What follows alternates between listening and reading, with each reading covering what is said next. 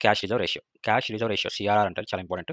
CRR అంటే to be aware from over lending certain amount is deposit in the RBI.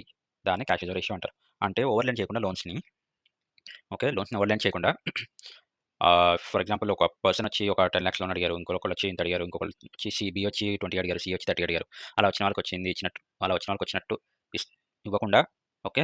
There are certain restrictions. అంటే bank ఖజానా అంతా ఖాళీ అవ్వకుండా కొన్ని రెస్ట్రిక్షన్స్ ఉంటాయి లోన్స్ ఇవ్వడానికి కూడా. ఇంత అమౌంట్ మాత్రమే ఇవ్వాలి. మీకున్న రిజర్వ్స్‌లోంచి, మీకున్న డిపాజిట్‌లోంచి ఇంతే ఇవ్వాలని చెప్పి ఆర్‌బీఐ కొన్ని రూల్స్ పెట్టింది. అలా ఇవ్వకుండా ఉండడానికి సీఆర్‌ఆర్‌ని యూజ్ చేస్తారన్నమాట. అంటే to be aware from the over lending certain amount is deposited in the RBI.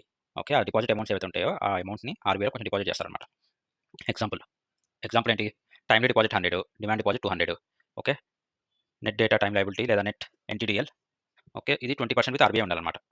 20% with RBI ఉండాలి. ఎందుకలా అంటే ఫర్ ఎగ్జాంపుల్ ఏదైనా ఒక సిట్యుయేషన్ వచ్చింది బ్యాంక్‌కి. రైట్. సో, ఎప్పుడైనా ఒక డిపాజిటర్స్ వచ్చారు. అర్జెంట్‌గా వాళ్ళ మనీ వాళ్ళకి తిరిగి ఇచ్చేసేయాలి. వాళ్ళు విత్‌డ్రా చేసేసుకుందాం అనుకుంటున్నారు లాకింగ్ పీరియడ్ కాకముందే. రైట్. సో, నువ్వేమో ఈ డబ్బులు తీసుకెళ్ళి లోన్‌కిచ్చావు. రైట్. సో, ఇప్పుడు ఏ అనే అతనొచ్చి విత్‌డ్రా చేశాడు.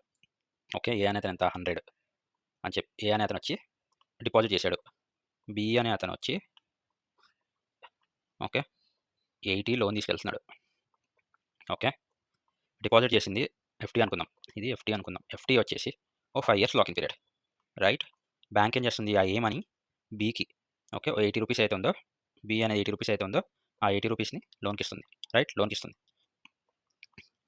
సో, ఏ అనే పర్సన్ ఏం చేస్తాడు? వచ్చి ఇతను అతని మనీ లాకింగ్ పీరియడ్ లోపలే విత్‌డ్రా చేసేసుకుందాం అనుకుంటాడు. సో, అప్పుడు బ్యాంక్ ఏం చేస్తుంది?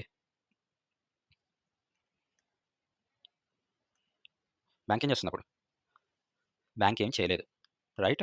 బ్యాంక్ దగ్గర రిజర్వ్స్ లేకపోతే బ్యాంక్ ఏమి చేయలేదు. అలాంటి సిట్యుయేషన్ బ్యాంక్‌కి రాకుండా ఉండడానికి ఆర్‌బీఐ ఏమంటుంది? Certain amount should be deposited in the RBI. ఆ అమౌంట్ ఎంత అంటే నెట్ డిమాండ్ టైమ్ లయబిలిటీ ఏదైతే ఉందో ఎన్‌డీటీఎల్ ఇది sorry ND net demand time liability.